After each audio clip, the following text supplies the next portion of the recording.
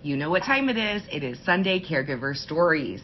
So we're going to be talking about 2 stories tonight from 2 amazing caregivers. And thank you for your patience tonight. I'm 24 minutes late to when I usually go on.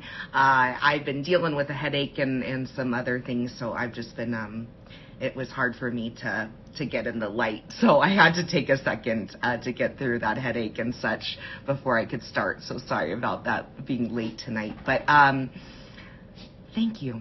Thank you, everyone, for being here and, for getting through another week. It is the last day of Brain and Alzheimer's Awareness Month. I swear I can't keep dates straight anymore now that I'm my own boss, which is pretty bad. I already thought it was July 1st today. I'm so bad.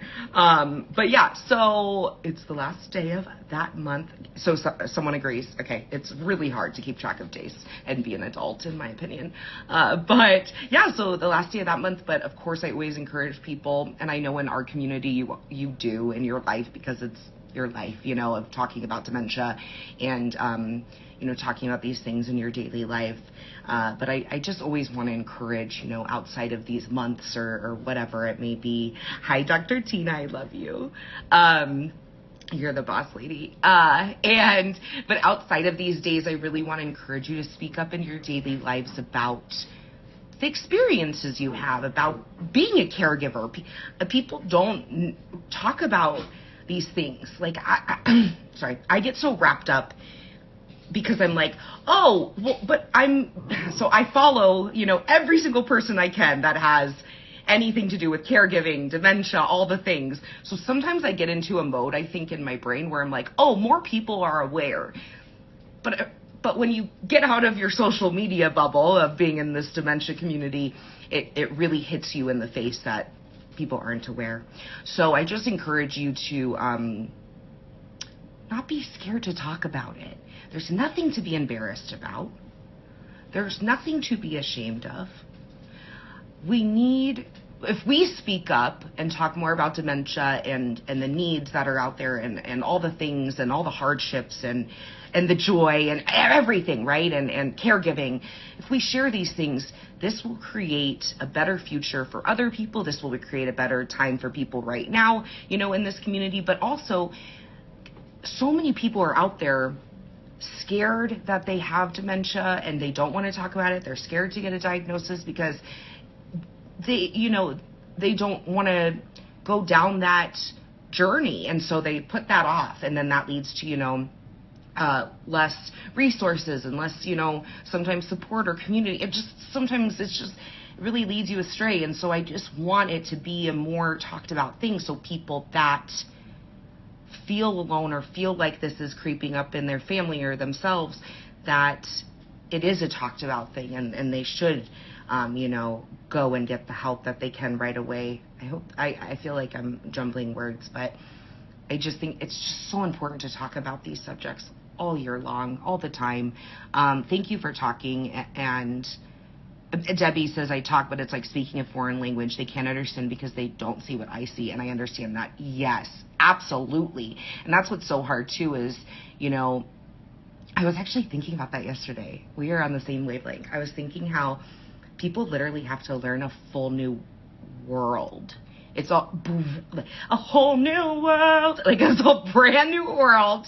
And it's something completely different. It's a different language, all the different terms, all the different, lingo between professionals, medical professionals, not even really understanding dementia in the first place, and then everyone's different with dementia on top of that. There's all the things, and there's so many different types of caregivers on top of that.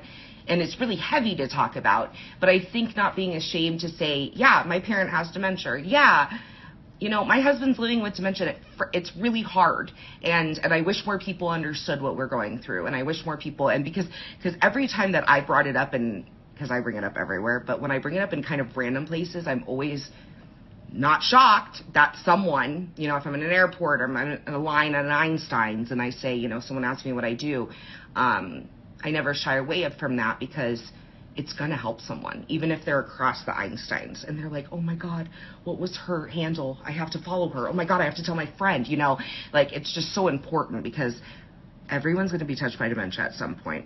Sorry to say it, unless there's a cure tomorrow, and people that aren't experiencing dementia in their lives don't want to or are afraid to. I totally agree. I agree. It's so hard. And you can't like, you know, scream at people and be like, I want to educate you. But the people that, you know, will relate to it or have, you know, empathy to that will listen. And even if they don't seem like they're listening, they probably are. And then one day they might come back around and be like, I heard that girl say something about dementia. Like, oh my gosh, you know, blah, blah. But it's hard. I'm just starting to look at this since the gala as a fan of Gwen and Blake Shelton to hear many of the stories from the gala made my heart looking at things. And to be honest, I'm scared. It is very scary. Thank you for, you know, coming on during the gala. I know that was an exciting time to do that. And I'm so glad that they were using their voices and platforms for good and for talking about these things. Because I mean, dementia does not discriminate. You can be the richest person in the world and, you know, and you can have dementia. It doesn't matter. And so we need to talk about that. And it is scary. It's scary. You know, I mean, 85, okay, sorry. No, I said it wrong. Sorry. It is scary. 50% of people over the age of 85 are said to have some type of dementia. That's scary. 50%. That's scary. So yeah, I want to go back up. I know Dr. Tina said something, and she's my girl. How can we let caregivers who are struggling know that we are all available? I agree. I think it's really hard because you don't just like think, oh, I'm going through a hardship, or oh, I'm dealing with this disease. I'm going to go to Instagram. Like that's not something or I'm going to go to these places. It's really hard to find the people that need the help. And again, that's why we have to speak up all the time, because yes, we don't know who we're going to come in contact with. That's like, oh my God, I needed that. You know, there's a lot of those moments when I was traveling for work consistently. I had them all the time because, you know, I'm just at lunch alone and I hear people talking like, oh, I'm, you know, dealing with this, with dementia and And I never am trying to eavesdrop, but you hear these things everywhere. And so just speaking up as much as possible. And I know I'm not trying to tell caregivers they have to educate all the time. That's not your job, but Liliana, I love the way you explain things. I showed my husband the symptoms you posted about sundowning, and he said, wow, I have a lot of those. He only heard me explaining it, that I get it. Oh, thank you. Yeah, it's so hard, and it's hard to understand because there's so much information, so I try to make it as easy as possible. So thank you for saying that. I'm glad it's easier. I would have not heard of the gala and all the support needed if not for their reference. So glad to know you are here and hope we don't overwhelm you. Oh, thank you. Thank you. I'm glad you found us. And, no, I mean, I'm overwhelmed because the world is a mess, not because of you guys. We just have, you know, it's a scary time. Lots of stuff to take in as a person. What are good resources to point my cousin to? She's struggling with communication with her mom who has dementia. Absolutely. I would actually look at teepasnow.com. She has wonderful ways to look at. It's a positive approach to care. That's her program. It's incredible. It's my favorite. And the way that she talks about communication is beautiful. I also have a lot of posts about communication. If you want to screenshot them and send them to her as pictures, people do that all the time. I have people print out my posts for their parents. But I'm trying to think. I know you said she's not on social media. Go to BeLikeCare.com, and I believe she'll be able to find printouts and such on there as well, because of course Adria is absolutely incredible and an SLP. Of course, but follow along. Yeah, you can always do, I try to share a lot of good resources. So in my stories specifically, I share more all the time kind of thing. Thank you guys so much. I appreciate you. I know we're kind of chatting and stuff, and I appreciate you guys so much. Let me read these two stories. But thanks for joining me. Sunday Stories. I love being here with you and, starting the week off in this way together. So yeah, I love it. Okay. You guys, you want to hear the title? Well, first off, it's called My Journey Back to Love, which is so beautiful. And the headline is literally in all, not in all caps, but bold with an exclamation point. Dementia sucks. I think we can all relate. Dementia sucks. Caregivers are amazing. People living with dementia are amazing. Dementia sucks. So here we go. My husband was diagnosed with Parkinson's in 2017. Sorry. Lewy body dementia was added to the mix in 2022. Life, and that is very common. I just wanted to say really fast. Parkinson's and Lewy body together as a mixed, kind of group there. Those usually go together. We see those together a lot, and I'm so sorry. Your husband's very lucky to have you. Okay, back to the story. Okay, life was, for the most part, moving along smoothly. The biggest hiccup was he asked me to retire. He didn't feel safe home alone, so I did. You're amazing. A year ago, he got COVID and our lives were drastically changed. Oh my gosh, I'm so sorry. After a month in the hospital and 6 weeks in a rehab facility, he came home. Oh, I'm so sorry. That's so long. That's scary. Okay. We moved a month or so after he came home to a smaller single-floor house that I could handle on my own. So in the midst of this, you had to buy a home and move. You're amazing. Okay. He has, after 8 months, not acclimated to the new house. He has to be shown the bathroom each and every time. He thinks our belongings have been stolen every morning. I was falling into a depression, trying to do everything alone. I was frustrated, angry, isolated, and lonely. I do what I always do and threw myself into research. I read everything, followed so many people on social media. I was falling into a deep hole where my husband's diagnosis was completely consuming me. A few weeks ago, something clicked. I stopped trying to fix it. I started to look for moments of connection, love, and joy. Much to my surprise, they were there all along. I was so caught up in caretaking, I had stopped being his wife, lover, and friend. We laugh more and often just be. We sit together, hold hands, and enjoy being us. Nothing changed with his diagnosis. I changed. I stopped looking for a cure. There is none. She said that, and yes, there is none. And started to enjoy the day to day. I am looking into palliative care and hospice, hoping that it might free up more time for us to just be. Thank you, Carrie, for being honest, caring, and reminding us to be silly.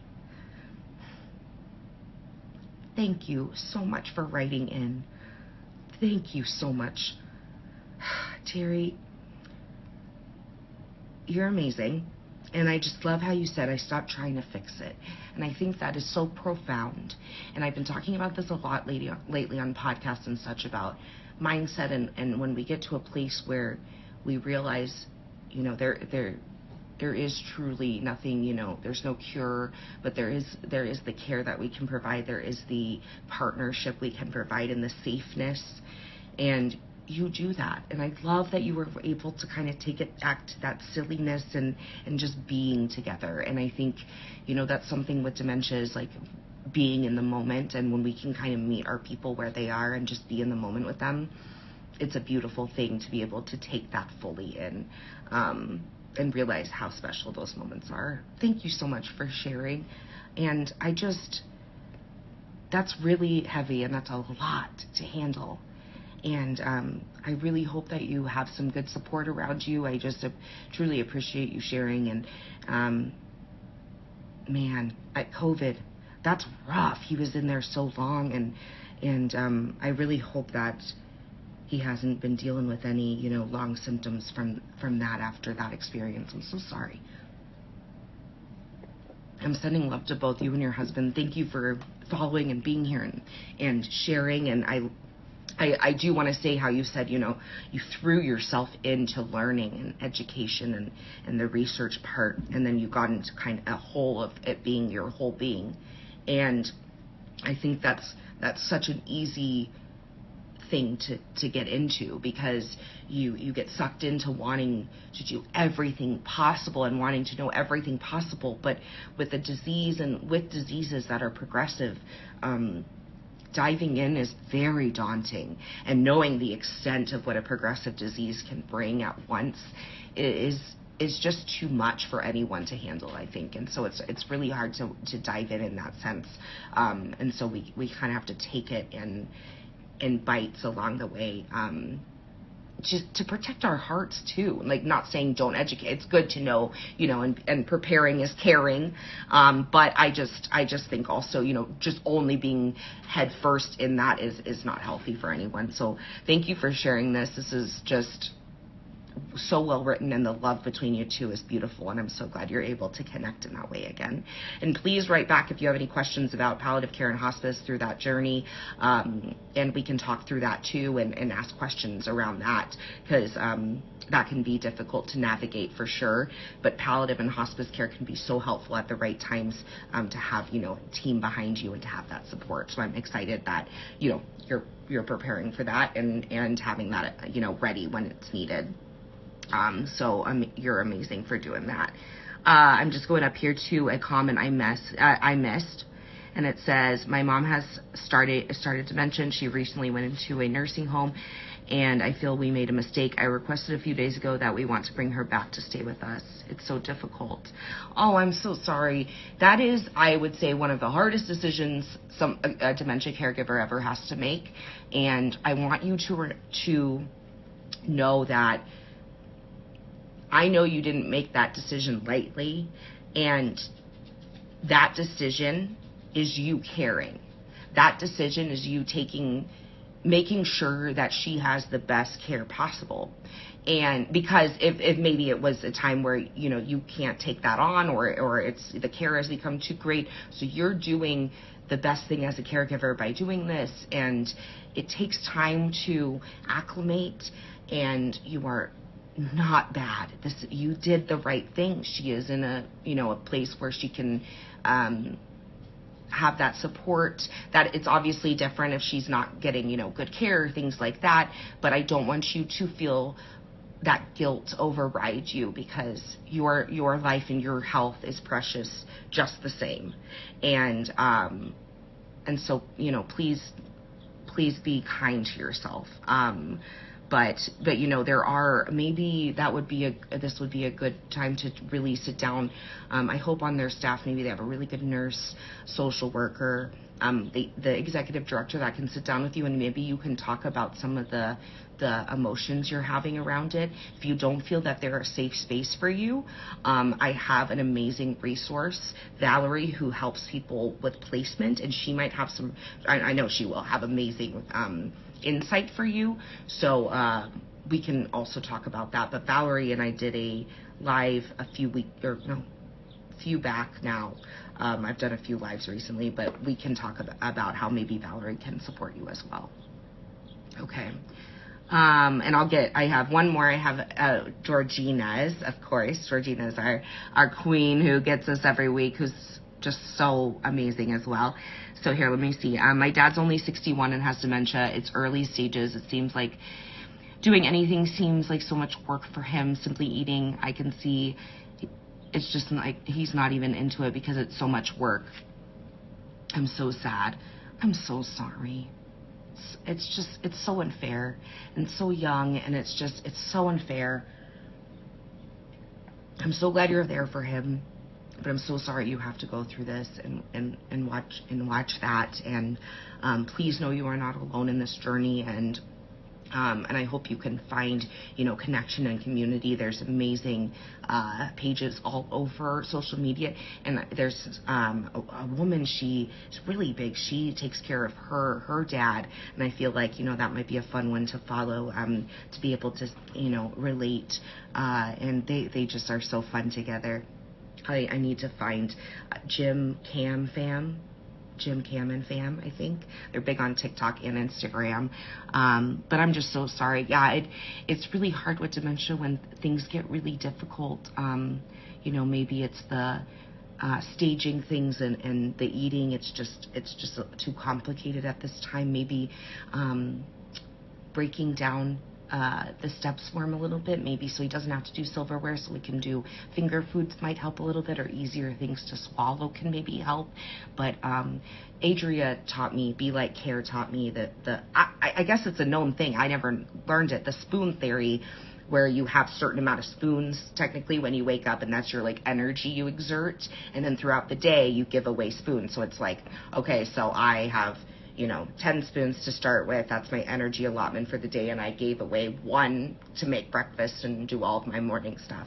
Well, someone living with dementia, they might have to, that's like probably 2 or 3 spoons of their energy and, concentration. And so they have less spoons to give. And then that means, it can become harder for them as the day goes on. And she explained that to me, and I was like, oh, that's so true. How we have to, in certain places, and as we progress, or certain times in our life, we have to give more of our energy to certain things. And that's true with dementia. And he might just be getting a little tired from all that he's exerting. So I'm so sorry about that. I think it's, oh, thank you so much for sharing. Okay. I have a question, actually. I know you're not supposed to say remember, but my dad loves to reminisce about when he actually had good memory. What's a good way to stray him away from that? Because it reports on him being sad, but talking, he was so excited as his mood changes very quickly. Oh, okay. So I just hope this helps. Any tip you learn, anything, please know it's totally case by case. Like it's not always going to work for your person. It's not always going to apply to your person. Especially in dementia, we're always going to be talking about things across the journey, and these, can be common, but not for, obviously not happen for everyone. So there's so many different things that you're taking in, and you're like, oh, these all got to work. But unfortunately, everyone is so different. So I just want to say, if he likes to speak about that. I mean, reminiscing, we know, is fabulous for dementia care, especially, reminiscing about things from their childhood, things that they, are still able to access in their memory, depending on where they are in their, timeline. That's beautiful. And if he, I love quizzing. Like when I was doing activities, I would quiz. Like I would say, do you remember who sang this song? That's appropriate. Whatever is appropriate for your relationship, and, that brings joy. I don't like when people say, do you remember, in a way that's a stressful thing. We don't want to quiz people. Like if someone asked me, do you remember how to do algebra? I would run for the hills. So it's things that we don't want to incite stress, if that helps. Like, so if, anything that is stressful or anxiety ridden, or, is, makes them angry, we don't want to do that stuff. But if you're like, do you remember what it's like to be at a beach? Heck yeah. And if that brings back joy, please say, do you remember? So I hope that helps. That's what's so hard. It's like, there's no straightforwardness with dementia. It's so ebb and flow. It's so, it's so such on a continuum. But yeah, I hope that helps. So thank you for asking. But you are not alone, and thanks for seeking out education to support your dad. That's beautiful, and just really is a testament to how amazing you are. So, okay, let me read from Georgina for this week. She's always, shares with us about her journey. And last week, we dove deep, and then, we were talking about Nan was in respite. So let's see how respite went, okay? Man, I just had a liquid IV, because I was so dehydrated. I felt like it's so hot here. And now I'm more dehydrated. I don't get it. Okay. Georgina. Hi, Carrie. Hope you've had a good week. It's been good. Thank you for asking.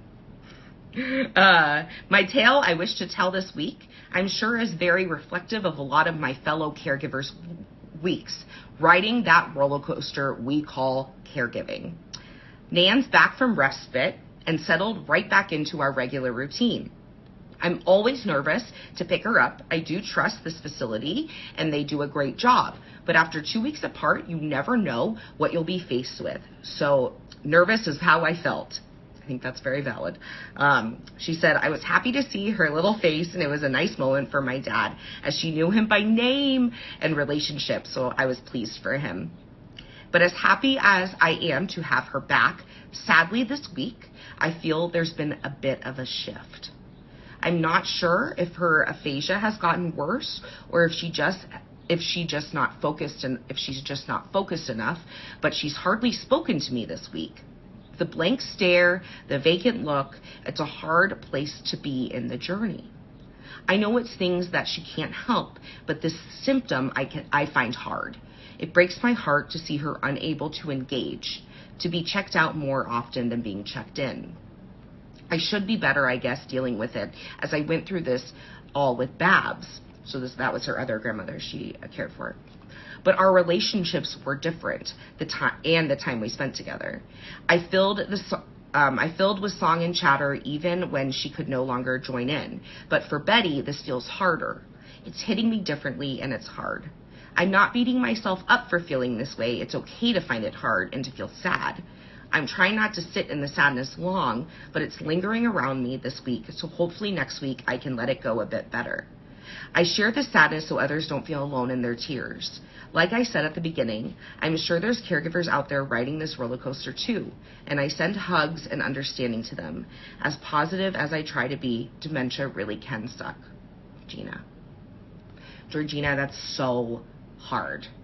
And I think always a fear when coming back from respite. And we're getting a comment about, I can't get out of the sadness too. I totally get it. And I know that is so common and so valid. It's so valid. It's not fair. Like, dementia sucks. This sucks. It's not fair. No one should have to go through this. No one should have to watch a loved one go through this. No one should personally have to, live with dementia. It's not fair. And I'm so sorry to anyone, feeling that just pull of sadness and enveloping you. And what I say to that is, I think, the most important thing to do when you're in that place is to seek support and community from people who get it. Not just anyone, but people who get it. So I'm glad that you're here listening to this, because, I hope this will incite you to reach out to people that get it. And I know not everyone has access to them, so I really do encourage you, if you see people in the comments of my posts or another person's post in our community, or, you followed someone for a long time and you really relate with their story, reach out to them. The worst thing that could happen is they don't answer. The worst thing that could happen is, they say, sorry, I don't want to talk. And that's fair. But I think most people want to talk. Most people want to connect, especially about something like this, with people that get it.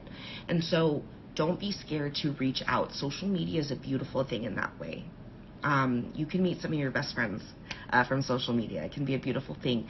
But I'm just saying, I think really leaning on people and just talking through things with people that get it is a lot. Yeah, it is a lot of a support. Joining in a support group works, helps dealing with Alzheimer's, absolutely. And for the person living with dementia, if they want to be in a group, if they're in, earlier stages, or, wherever they are, if they want a group to be a part of, to speak about their grief and their journey, there's those too. Dementia Minds is one of my favorites, and that's for, a group of people living with dementia and their care partners, but really just beautiful group, and they have a lot of support. And I know Tifa Snow has groups support groups for people living with dementia, and they get to be together as well to speak. And we all need support in this life. It's so hard being a human. I say this all the time. It's scary. It's hard. It's overwhelming, and no one should have to go through it alone. So yeah, and I know if a support group is like intimidating or not something you want to do, that's totally fair. Not everyone likes that vibe, or can, feels like they can find something that relates to them, that they feel seen in. HFC has amazing support groups online that you can find that are pretty specific, and then Lorenzo's House for younger people and kids going through this as well. So there are more things popping up, but also just being a part of chat groups on Facebook or support things, even if you're just able to read through. You don't even have to engage if that's something you don't feel comfortable with, but seeing that you're not alone is everything. and can help a lot. So, and learning from other caregivers is so powerful. But I'm sorry that it's been so hard, and it, like you said in the beginning, Georgina, the roller coaster all week. It's, you know, you were thinking, oh, you know, she's doing great, and then all of a sudden it's like, oh, maybe she's not. That's really scary and a hard feeling. So I'm sorry about that. I hope, you know, she's able to have a better week this week.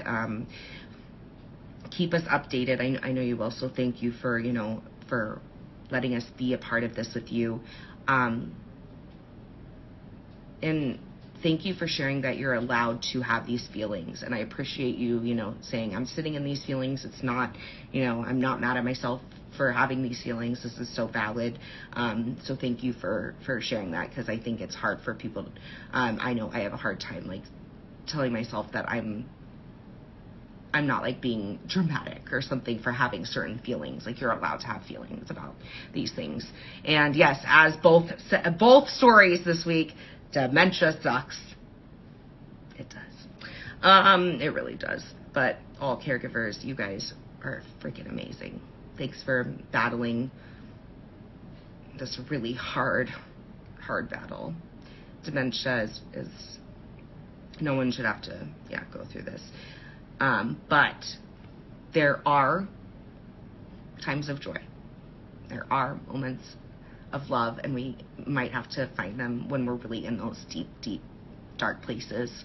We have to look and find them and see how joy has adapted. But I really, really encourage you to not give up on those moments happening, because you will have joy again. You will have those moments again. They just might look different, right? But that's something we can learn from each other. But it's not something that's easy. I know that, and I want to validate that. So, but we are thinking of you, Gina, and we're thinking of you and Nans, and I hope Nans, has a better week, and maybe she was just acclimating and like, where am I back at? Maybe it was kind of like that kind of thing. But so I wanted to bring up, this is Buddy. This is my mom's dog. My parents just went on a little trip, so I have Buddy, and he is a young baby. I mean, you're not even a year yet, are you? I'm really bad with time, but I don't think he's even a year yet. And my sister has her brother. We got very lucky, and we love these little babies. So this is Buds, and then my sister has Mackie, and I like it because they call him. It was like after a football player, Mackie something, but I like it because I call him Macaroni. I'd rather have macaroni than a football player. But Buddy's a sweet boy. He just likes to wake me up really early. But I get it. We live in Vegas, so it's hard to go to the dog park other than then. But he's a good little baby. But thanks for joining me tonight. You can always send me anything you want to share. Like the ones I read tonight, anything on your heart, any questions. It doesn't have to be long. It can be a hello. It can be whatever you want. Share a resource. Share anything that's special, or a moment that made you happy. Share it with us. We need to share everything, so all of us can feel seen. All caregivers can feel seen. So please, if you want to ever share anything on Sunday Stories, you can email me at dementiadarling@gmail.com, and we can share them on here. You can always be anonymous. Just tell me in the email, and this is a safe space where we can talk about everything. So just let me know. But and just as a PSA, I haven't said in a while, I'm really bad. It's like non-existent DMs. It gives me anxiety out the wazoo. So I'm trying to work on how I can figure that out. So Sunday Stories is kind of a way to DM me, to be honest, at this time with my just overwhelming anxiety, and that's a way for me to respond to questions and in turn help more people while answering those questions. So dementiadarling@gmail.com if you want to send anything for next Sunday. And be safe this week. It's for American caregivers.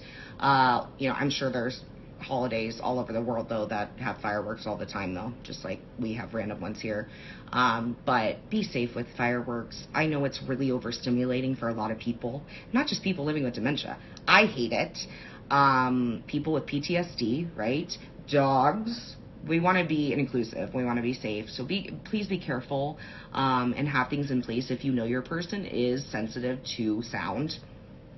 Let's not go to a fireworks display. Let's probably not do that.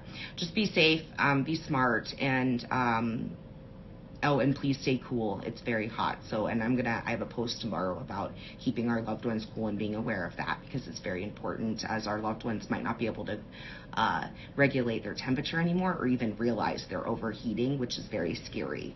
So that's something to remember as well. But we'll talk about all this stuff this week, and sending love to you all. Let's go into this week with open hearts and have some good moments of joy. I'm sending all the good vibes out there. And if it's not feeling like, if you're in a place where it's just really hard right now, please know you're not alone, and you are so freaking amazing and special and valuable. And thank you for being here. Okay, Buddy and I are out. Thank you, everyone. Good night. And thanks again to Terry and Gina for writing in. Love you guys. You smell. Bye. Thank you. Thank you.